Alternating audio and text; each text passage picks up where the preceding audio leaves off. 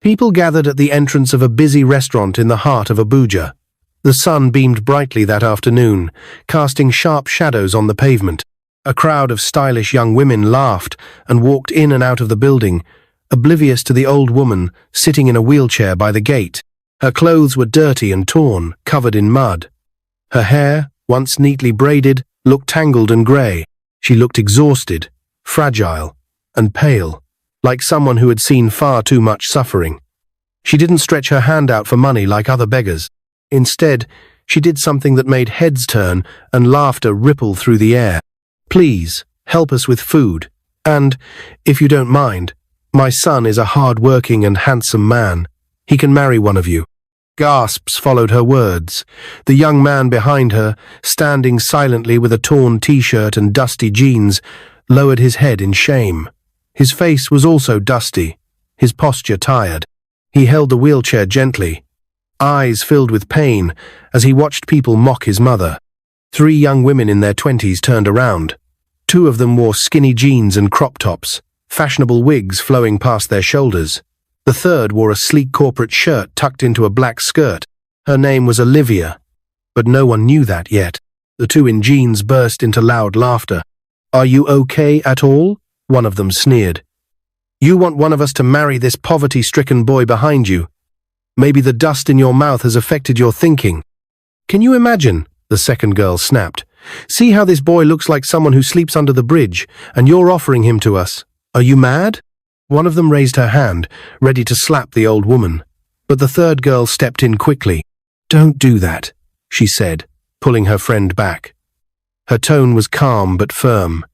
She stood there, arms folded, eyes locked on the woman in the wheelchair. The old woman looked up, tears welling in her eyes. The man behind her clenched the handles of the wheelchair tightly.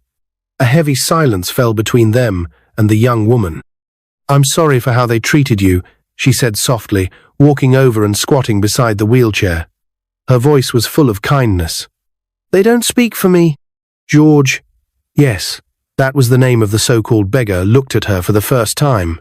Her calm, respectful tone was unlike anything he had heard all day.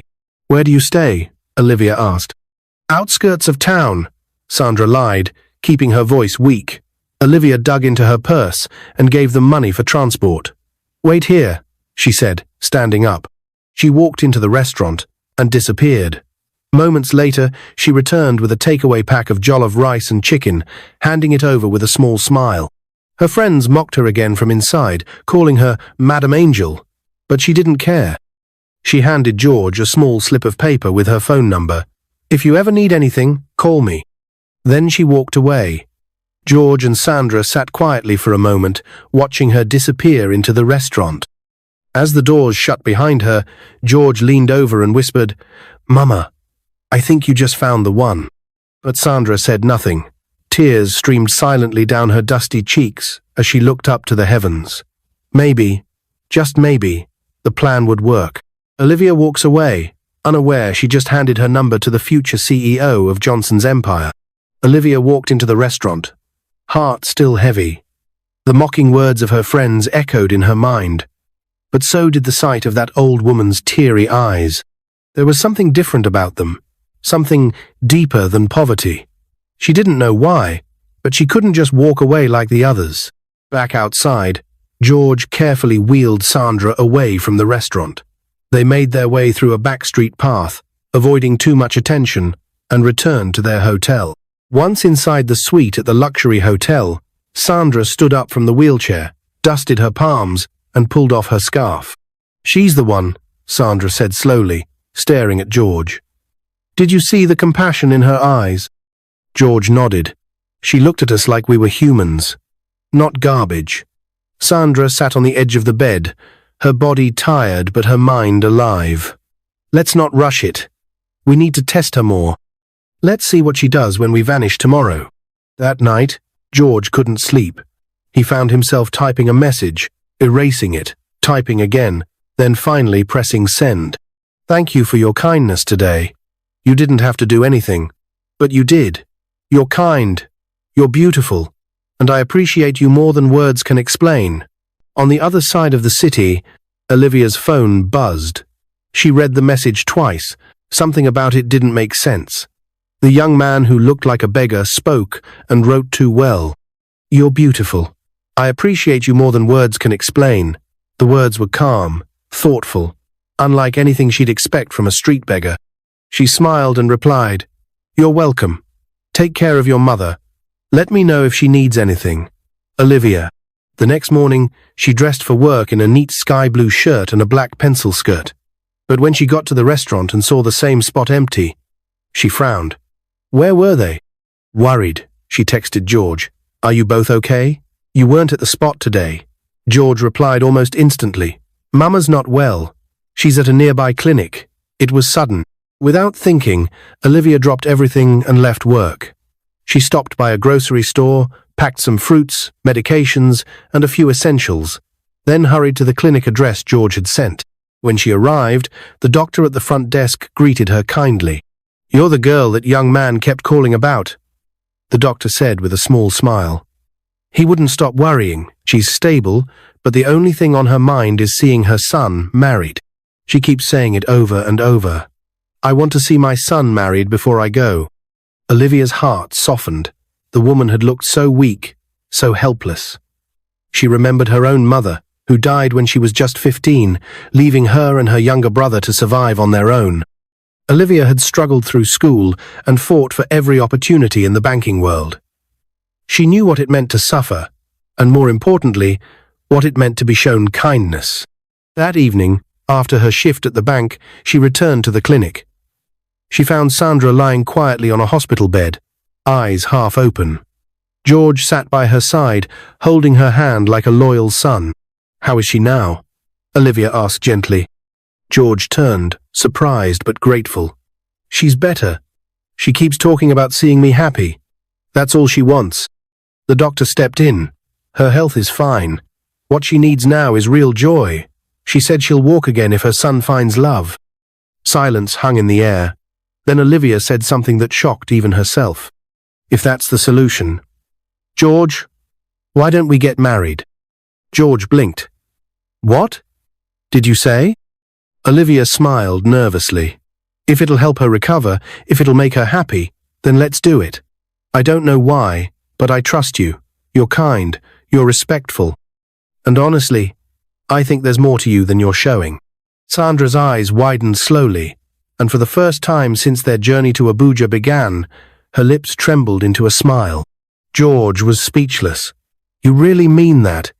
he whispered. "Yes," Olivia said, her voice soft but firm. "Let's get married." Olivia agrees to marry George, unaware she's about to marry into one of the biggest business empires in Nigeria. The next morning dawned quietly over Abuja. Golden sunlight poured through the large windows of the private clinic as George packed a small bag with Sandra's clothes. Olivia, already dressed in her smart navy blue skirt and cream blouse, arrived with a bright smile and fresh groceries. "Good morning," she greeted softly.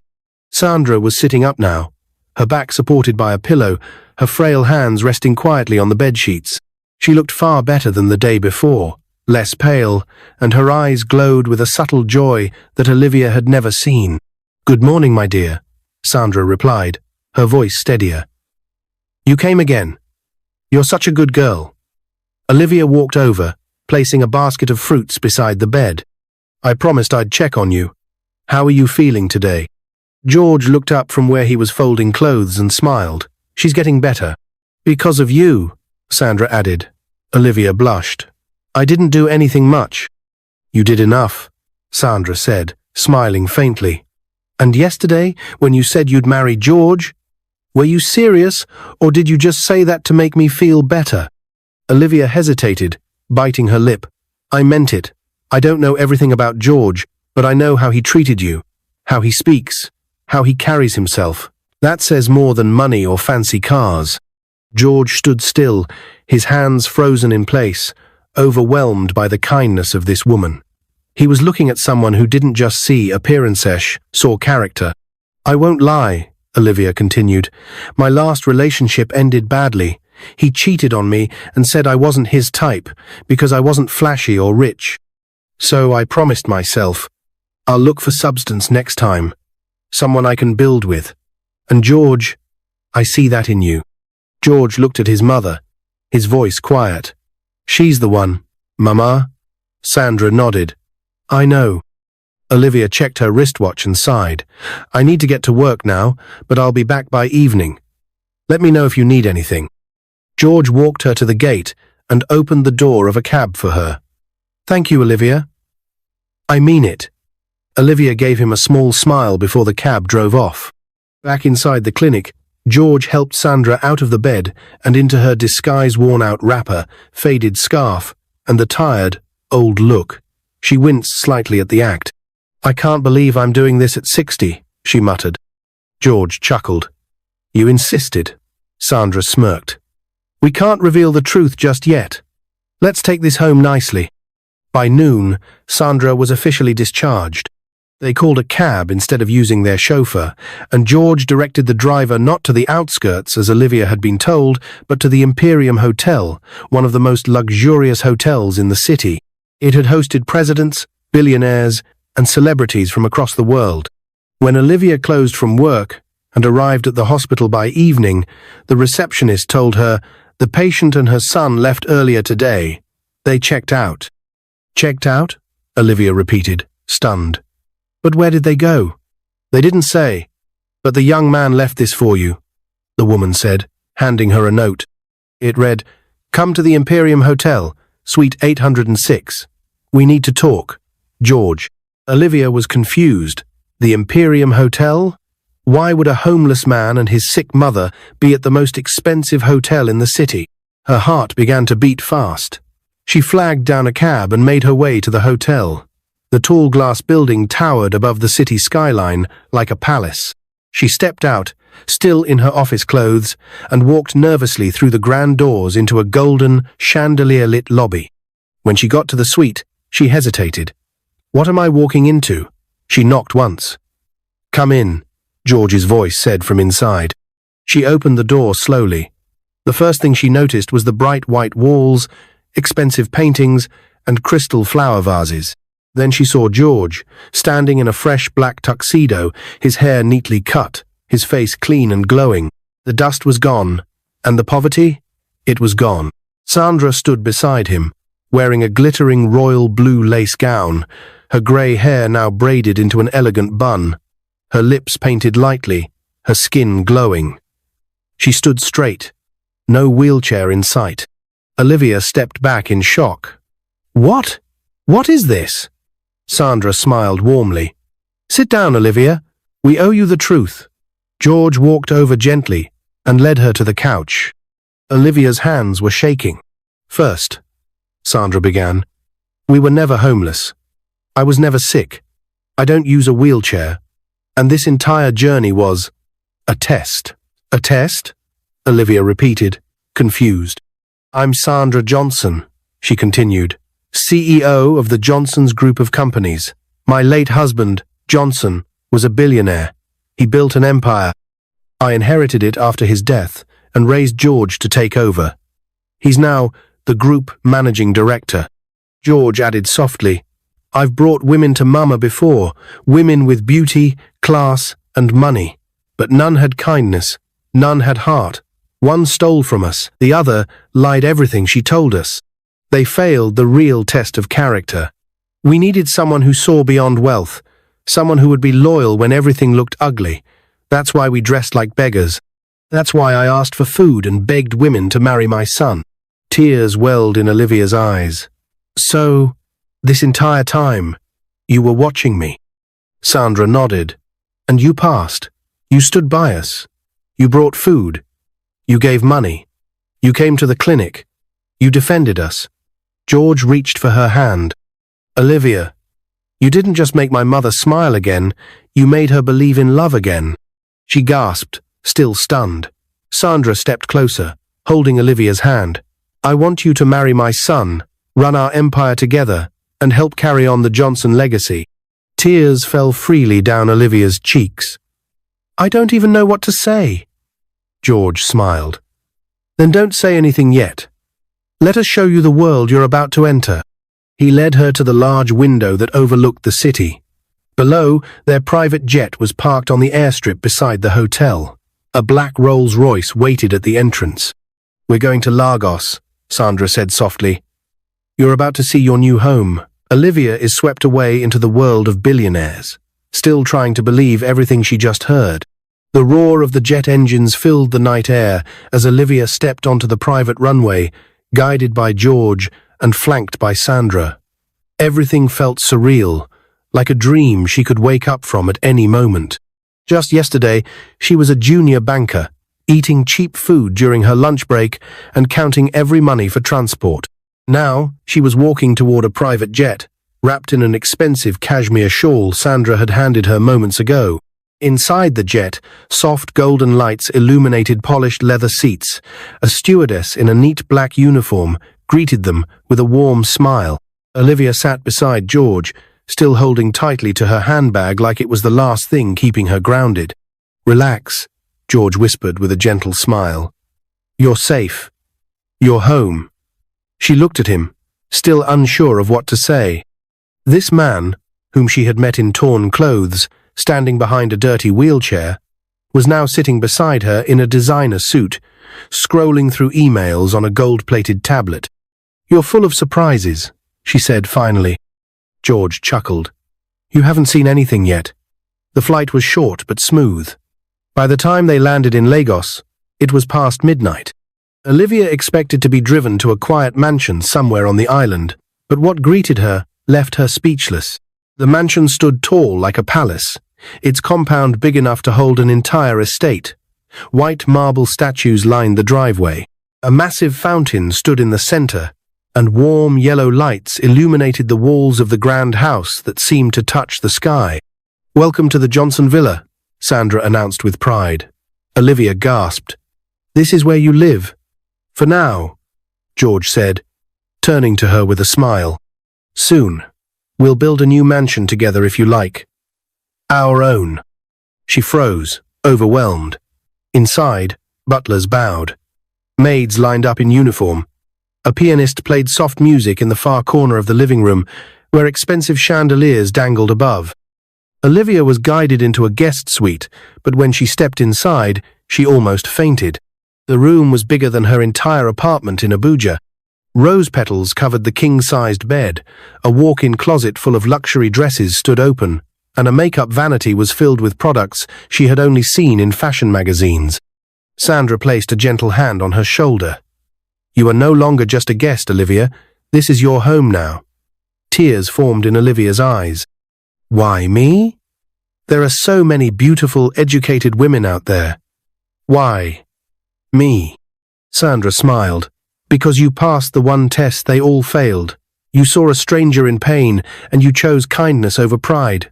That is the woman I want by my son's side, not just for love, but for leadership. You have the heart of a queen, Olivia." The following week flew by in a blur. Olivia was flown back to Abuja briefly to resign from her bank job. The bank manager, stunned by her transformation, stared at her with wide eyes as she handed in her resignation letter wearing a custom-tailored designer dress and diamond earrings. "I hope you're not making a mistake," he asked. She smiled gently. Kindness never leads to mistakes. Back in Lagos, Sandra arranged for her to join the Johnson Group as the official accountant of the headquarters. On her first day, Olivia walked into the boardroom where men and women in suits paused their chatter, watching her glide across the marble floor with calm confidence. "She's the boss's future wife," someone whispered. "She's beautiful," another added. But Olivia didn't walk with pride. She walked with purpose. She worked hard, arriving early and staying late. And when the chairman of the board, an elderly man named Chief Duro, tested her financial knowledge during a meeting, she replied with poise, accuracy, and firm leadership. It wasn't long before Sandra called her into her private office. "I want you to be more than an accountant," she said. "You've proven yourself. You think ahead. You have vision. I want you to take a seat at the top. I'm grooming you to run this company with George." Olivia couldn't believe it. She wasn't just joining the family, she was becoming part of the legacy. A month later, the wedding invitation began making its rounds across the country. The title read, George Johnson, heir to the Johnson Group, weds Olivia Raymond, the queen from the crowd. Social media went wild. News outlets picked up the story. Who is she? Where did she come from? Why her? And soon, it all became clear. An exclusive article was released revealing Olivia's story, how she met George while he posed as a beggar, how she showed kindness without knowing his identity, and how that act changed her life forever. The same girls who mocked Sandra at the restaurant, they received invitations, too. At first, they thought it was a prank. But on the wedding day, they stood at the back of the Grand Hall in Lagos, dressed in borrowed gowns, eyes wide with disbelief as they watched Olivia walk down the aisle in a diamond-studded wedding gown, beside a glowing Sandra, toward George, who looked like a prince out of a fairy tale. The girls went down on their knees during the reception. "Please, Ma," one of them cried. "We were foolish. We didn't mean to insult you. It was the devil." Sandra looked at them calmly. If Olivia could help strangers, then who am I not to forgive? But let this be a lesson. Never judge people by how they look. The girls cried and left quietly. Their laughter from that day at the restaurant now replaced by regret. Weeks after the wedding, Olivia's uncles, who had abandoned her after her parents died, began calling, texting, and even showing up at the company gate. But Olivia never let them in. She forgave them, but she never forgot. "I needed you when I was sleeping on bare floors, selling sachet water to survive," she whispered to herself. "But you vanished. You don't get to come back now." 3 years passed quickly. Olivia and George's love grew stronger. She became one of the most influential women in Nigeria's corporate world. Together, they expanded the Johnson Group across West Africa. And then came their greatest Blasinga baby girl. They named her Monica after Olivia's late mother, a woman who taught her that kindness matters no matter how cruel the world becomes. On the day of her book launch, Olivia stood at the podium, holding a copy of her book, Kindness Brought Me This Far. Cameras flashed, and the room fell silent. She took a deep breath and smiled.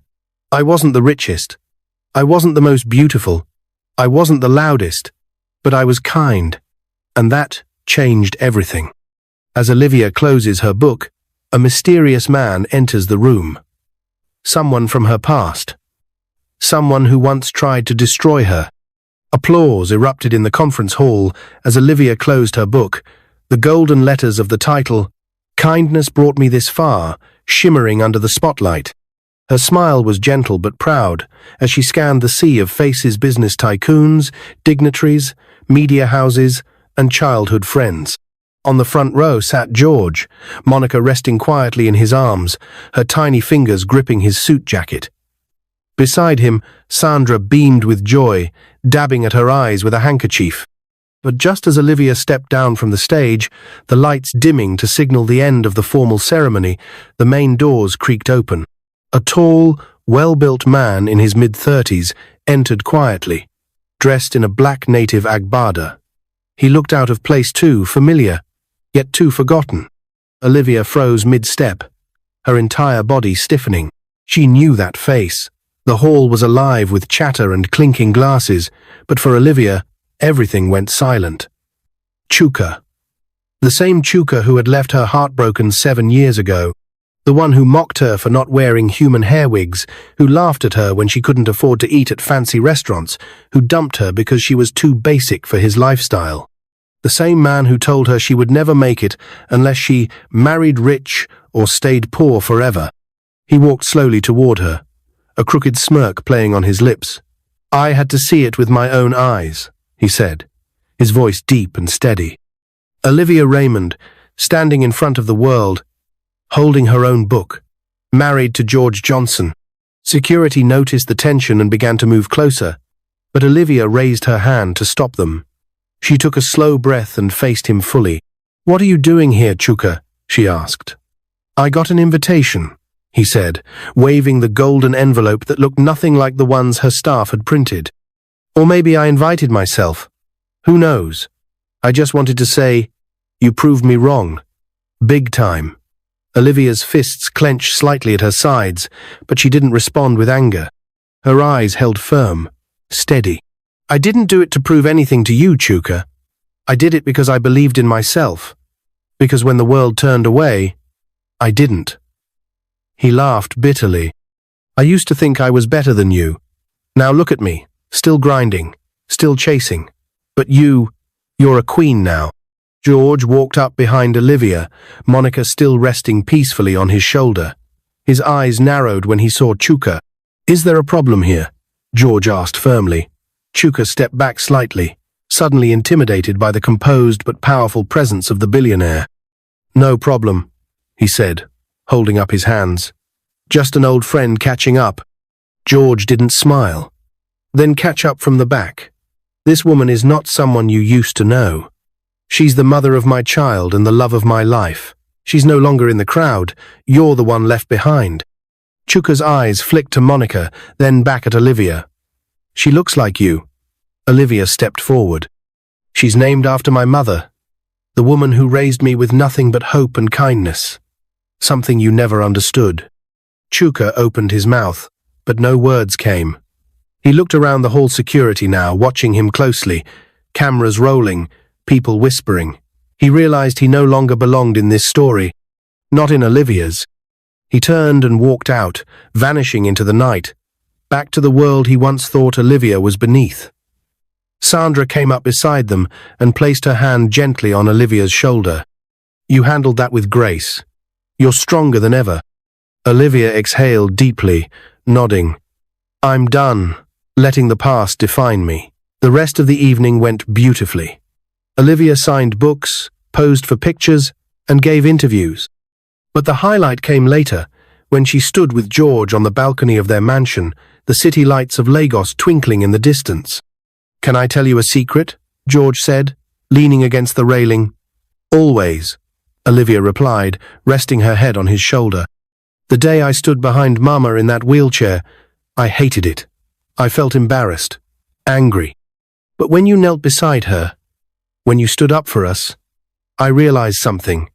I'd rather live in the mud with you than in a palace with any of those other girls." Olivia turned to him. "You mean that?" He smiled. Every word.